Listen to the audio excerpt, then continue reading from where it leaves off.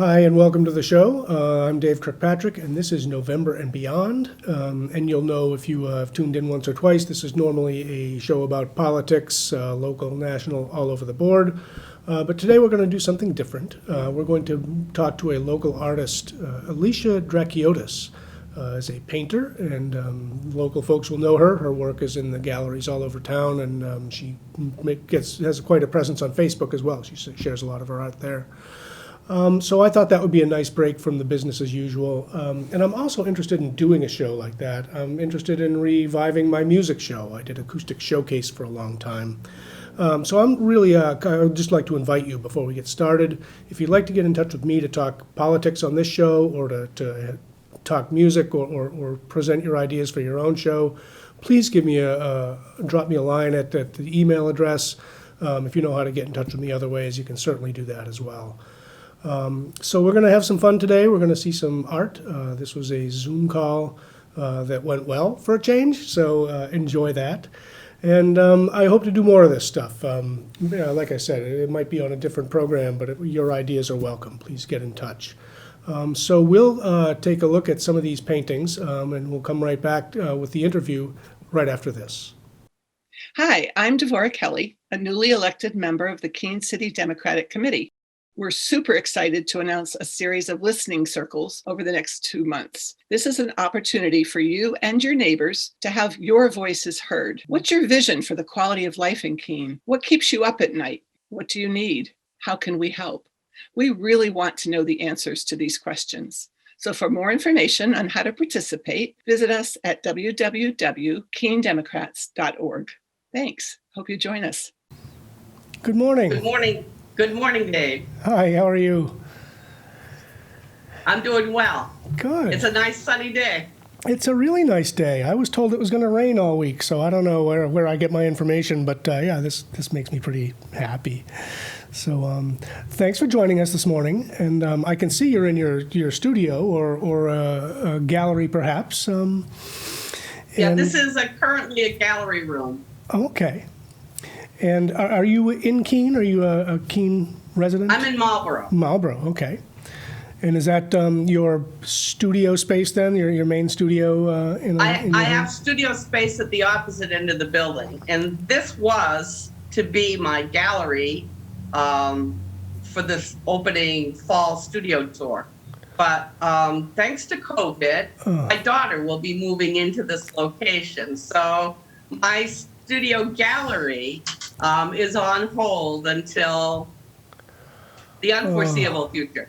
Yeah, everything got upset. Yeah, I have one of my college kids home, and one is at UNH, and nothing's where it's supposed to be, and one bedroom is becoming somebody else's bedroom because everything just changed last year, and yeah, same sort of thing. Yeah, changes. We have to be flexible, I guess. We do.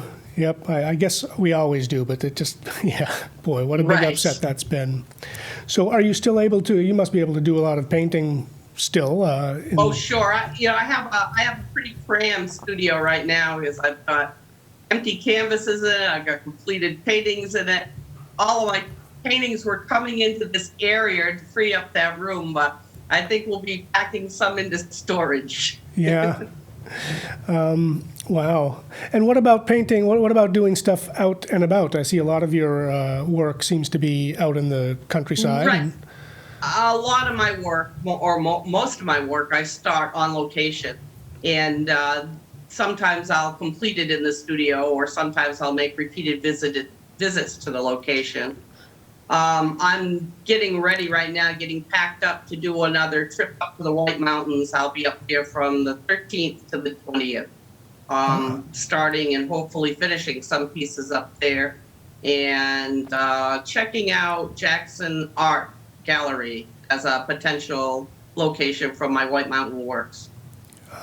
No, I don't know that. Is that a large place? Is that sort of a It's a privately owned gallery / workshop area up there. Interesting. And it does a lot of business. I in the past have taken some workshops there a few years back, and I was just contacted and asked if I would consider being one of their featured artists, which of course will keep me up there for 10 days, at least a year, minding the gallery. But that's a small price to pay. Neat. Neat. And I know we have a bunch of your pictures to take a look at, a bunch of your paintings, I should say, pictures of paintings. I guess that's correct. But I do have one more question before we get there. And you mentioned you start on location. How does that actually work? Like, do you always, do you ever just start from a photograph, or do you continue from a photograph? How long does it take, and how do you get a picture done? Well, I painting. pick a location. I usually travel there. If at all possible, I set my easel right up and start the painting on site. My camera with me and take photographs of it. So if the weather changes or the light will change, you've got maybe a 2-hour window to get the light before it travels. And it is best not to keep changing the light in your painting as the light in the day changes. So many times that means going back and forth several days in a row at the same time of day to finish it. Or, you can try and capture it on the camera, though the camera doesn't see it actually the way we see it, and finish it in the studio. That's super interesting, and that's very much like the work that I do. And when I come in the morning, I drive down Route 9, and sometimes in the early morning, when the sun's over here, the riverbed's over here, the water's just perfectly flat, and the light is right on it, and I see these scenes when I'm late to work, that I say, ooh, I'm going to have to stop. I'm going to have to leave myself more time one of these days. But right. Yeah, that's all gone within a few hours. Yeah, it is gone within a few hours. And the predicament painters get into is if you try and adjust your painting, that's called chasing the light. And the painting is never the same. You don't get that idea or the concept that you saw originally if you keep changing it with light, because the shadows shift, the highlights shift. If you go into high noon, you've got that blinding sun overhead, and you've got like no contrast because there's no shadow. Yeah.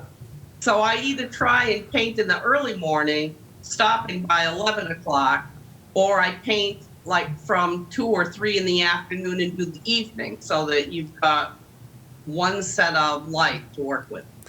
That's interesting. It makes perfect sense, and I never really would have thought of that. Can we take a look at a couple of pictures, and maybe you can tell us a little bit about them? As I mentioned in the pre-show here, I don't know a terrible lot about painting, but we could talk about anything you'd like about these pictures. I probably am going to be as interested in the location and the why this subject. But let's take a look at what is first, and you can tell us a little bit about it. Okay, this is called The Night at the Lake.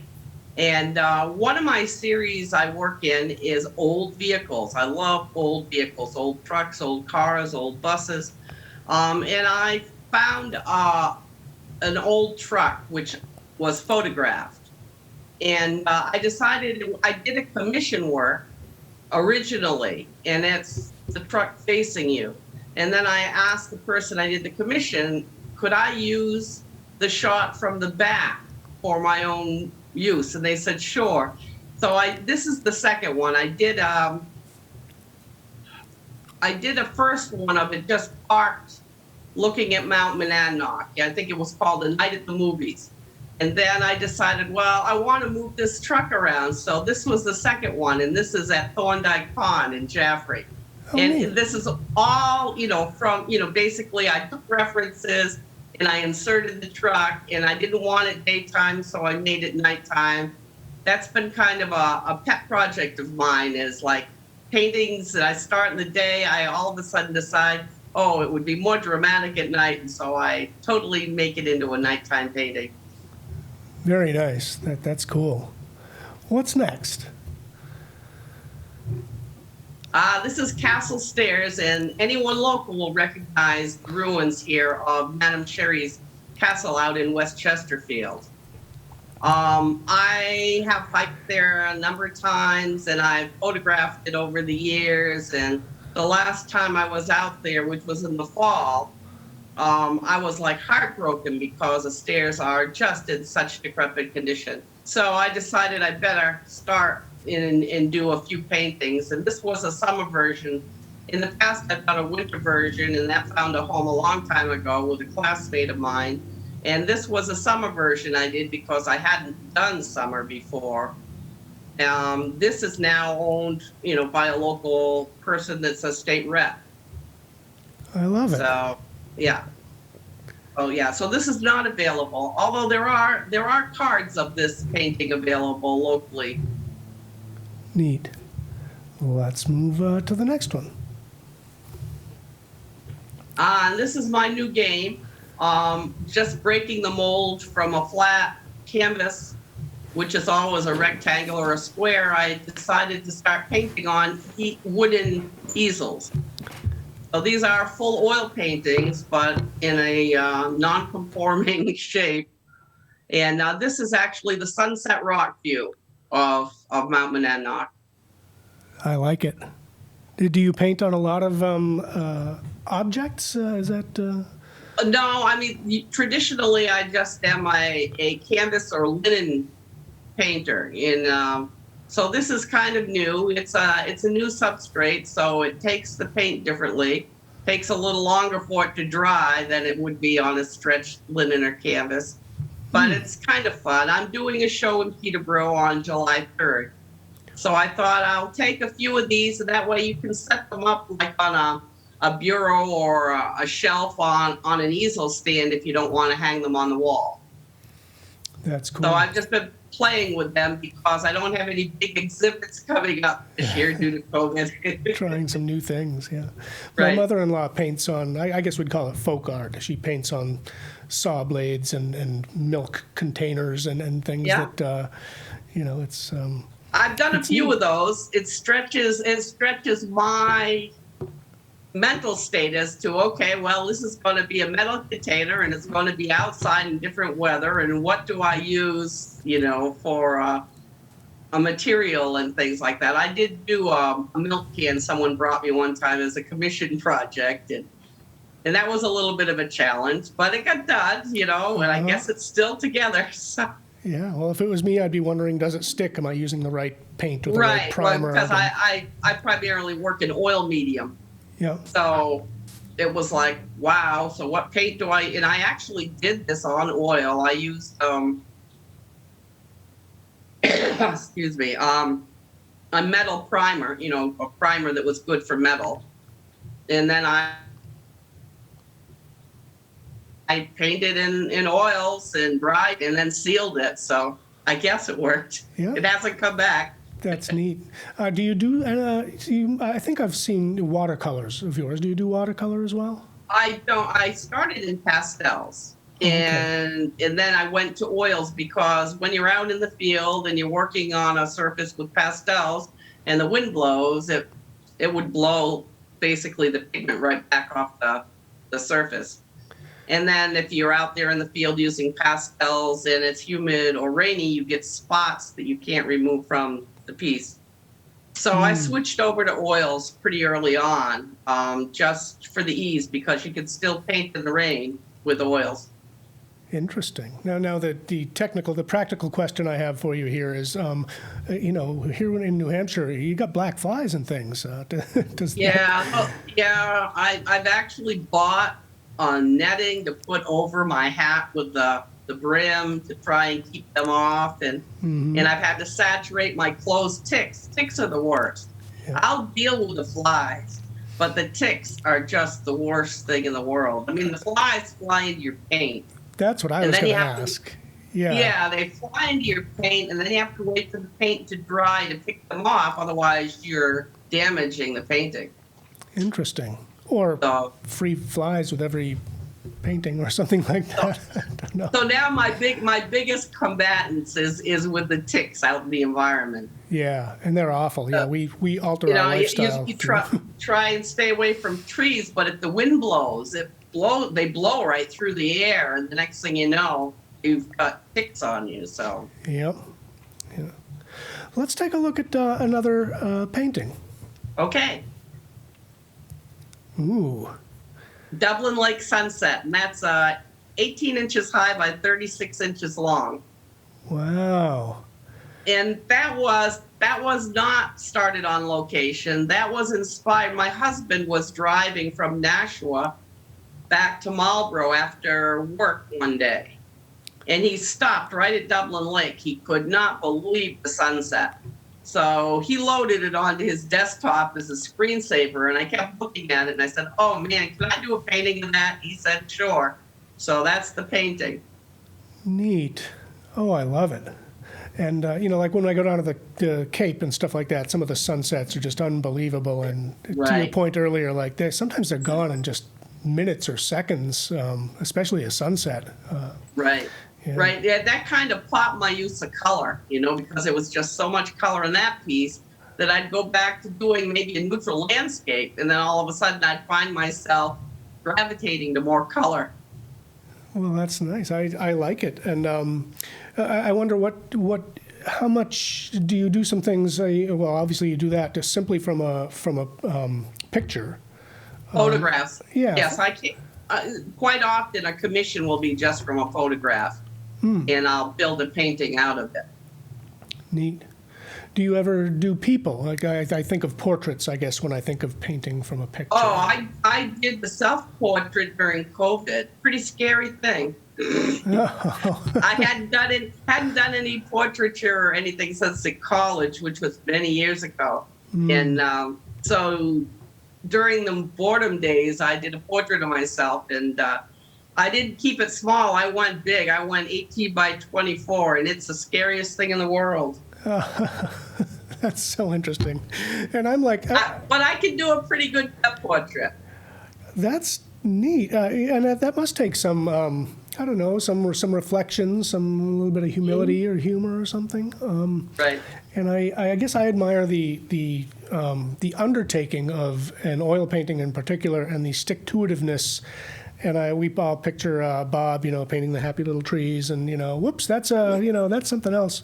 Well, and I want to kick him for doing that, because my husband will say to me, "Look at Bob Ross. He gets a painting done in 30 minutes, and it takes you a month." That's So TV. yeah. Nothing's quite right on TV. Right. So that's interesting. And I guess I was going to say to myself as an artist, like I can see myself getting, a little ways into a painting and just making a mistake and crumpling it up and getting rid of it. That's the beauty of oils, is because I paint in layers. So I can adjust it a certain amount as I go. Like if I say, you're looking at something, but your perception is off because you've got a bright color in the background and a bright color in the front. And so then you decide, well, am I going to mute the distance, or am I going to mute the foreground? Because you can only have one focal point for successful painting. So you can adjust that? The other thing I have found, much to my dismay, is that I didn't realize that I had ADHD until I started painting. And I now find myself with about 200 unfinished paintings. Wow. Oh boy. Yeah, because you start something and it's got to set up and dry for the next layer, and then you jump into something else, and then you jump into something else, and before you know it, you've got boxes and boxes of unfinished paintings because you didn't get back to the one you started in the beginning. Interesting. My husband says he's going to have a big show of unfinished works when I'm no longer here. Oh, maybe that'll be the priceless stuff. The discovered later somewhere. These pieces that are In somebody's attic, right? Yeah, no kidding. Let's take a look at another few pictures, paintings, I should call them, pictures of paintings, since we have some time, and let's take a look at some more art. Oh, nice. No, more vehicles. This piece is, I was captivated by these three old autocar trucks. And when I first found them a number of years ago, they look like this. They're down in Gill, Mass. I found them going back and forth through Northfield to Gill to wherever, point south. I was thinking Deerfield or something. I was traveling. And I stopped and I took a number of photographs, and I've photographed it over the years as it's turned to rust. But this was my first piece. It's a large piece. It's 20 high by 30 wide. And it's called First Snow because I painted it just after there was just a light frosting of snow, probably in mid to late October that year. Wow, yeah, and I can see the little highlights of snow in the picture, and that's a tree growing right up through the bed of that It truck? is right up through the frame of the truck. That was a tree, and now, in fact, that whole truck in the front, they're all just nothing but rust. There's no paint color left to them these days. And that first truck is covered with some kind of horrible weed. It just grew up and over it. It's completely covered with it now. Wow. Let's move on. Let's take a look at another painting.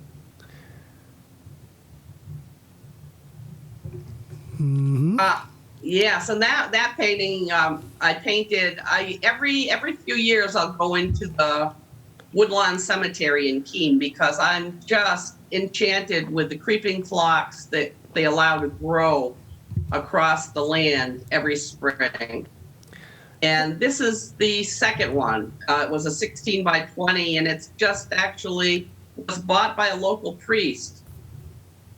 Interesting, and I find a lot of interesting just scenes and textures in graveyards as well for pictures. You know, because those nice old, graveyards with the trees and with the bushes and everything, and the ground isn't just flat. There's this wave or rhythm to it, and then when you got the shadows from the trees and then the motion in the land and everything, it's just beautiful. Sure, yeah, the shadows and then often the leaves or the lack of leaves on the trees or something. Right, there's some real interesting lighting that happens in and around. I'll be back there as soon as that phlox starts blooming again this year. I've got a couple more pieces I want to do. Oh, good.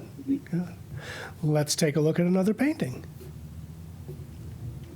Where's this? That's up in the White Mountains. That's the lower falls of the Saco River. And I painted that on site in October. But that's just a small piece. I think it's a 9 by 12. And that will probably be one of the pieces I bring up to the Jackson Art Gallery. But that was, okay, this is Misty Harbor, and this is down in the Bar Harbor area on a socked-in, gray, foggy day. Neat. And the boats are facing different directions, like They're there's floating around. Yeah, they're out there anchored, and the wind is just kind of pushing them around. Yeah. Boy, I love the ocean scene settings. We just went through a box of pictures, and I realized I have way too many of just the bay, which unto itself is, they all look alike, now that it's no longer in the moment. What's next? And this is called A Path Through the Woods. And actually, this was done from photographs. Okay. Photographs that I had. And then I actually was out in Pennsylvania, and I had these photographs, and I just decided to start turning it into a painting. And then I put an old birch in the front to try and lead you back into the painting with the stands of the. Oh, that's neat. And I like that you talk about the focus of a painting and things you can do to enhance Right. Because it kind of looked flat and empty without it. And I said, well, I don't really like that this way. So I put this old derelict birch in there, just kind of like a little soldier standing in the front to lead you backwards. Yeah, I love it.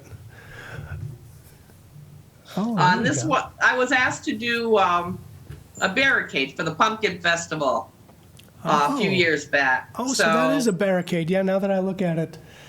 Yep. So that is definitely a pumpkin fest themed. I used the old haunted house, and I used some of the Van Gogh sky techniques, and they placed that down near Central Square for Pumpkin Festival. Well, that's pretty cool. Do you know where it ended up? It's sitting somewhere at Public Works now. Oh, that's neat. That's really neat. What else do we have? And this is Okay. this is rainy night. This I actually started in a workshop I did locally, and it is from a photograph. Is that Keene? Yes, that's Main Street, the old Sentinel building. Yes, okay, yeah, that's what I thought it was. Yeah, that's really neat. I like it, and it's dark. And Where that's are we off here? Route 9. You should be familiar with that. That's the Nye Preserve off of Route 9 and what is it, Stoddard? Okay. Yeah, I think that's one of the landmarks that I pass. In fact, I Right. And I'm- I that was one of my instances going back and forth to Concord or something, and I kept looking at it. And so one day I just stopped the car and got out, traipsed over the guardrail and took pictures for this because there's really no place to set up and paint there. That's the trouble with some of those places that I see Right. is you got to be pretty motivated to get yourself there and get set up safely and be able to, be in a safe spot and where you Right. want, when you want. Yeah, I realize that the things I see from my car are not always accessible. Right. and What's- that's what it was with this one. But I managed to jump guardrails and walk around a little bit and take some pictures. And then I brought the pictures back to the studio and yeah, created the thing. probably the safer and more That's right. tick-free option. Yeah, that's great. We have only just a couple of minutes left. Okay. And before we close out, I guess your works are available, people can see them in the shops downtown, is that right? I have a number of works all the time at Hannah Grimes Marketplace. I usually rotate them seasonally. What they don't sell, I replace them. And it's right now I've just stocked it with the spring ones. And then I'm working on some new pieces that will be there for the art walk that's coming up starting June 4th. So art walk will be installed in time for everyone who's going down for the food festival on the 5th. Nice. Well, let's remember that. Art Walk on the 4th, right? And Food Festival on the 5th, Right. coming right up. Right downtown Keene. Yeah. Liven the place up a little bit, I guess. Yeah, and it'll be so nice to get outdoors and see one another again and see people in the streets. What a long haul it's been through this through COVID It and certainly has. yeah. Well, I'd like to say thanks for coming on the show today, and I would be glad to have you back anytime. We only got through a handful of the pictures of paintings that you sent to me. And this was, once we got the Zoom call going, which took more effort than it should have, this is an easy way for us to do a show here. Sure. So you can join us anytime like this, and I'll probably extend the Okay. invitation again. All right. Feel free to invite yourself if I should forget. So Okay, well, I know for next year, for 2022, I'm going to be working with the Historical Society. We're going to bring another art exhibit by local artists in 2022. So we'll touch base on that one for sure. Great. Well, thanks for joining me, and I look forward to seeing Thank you you. then.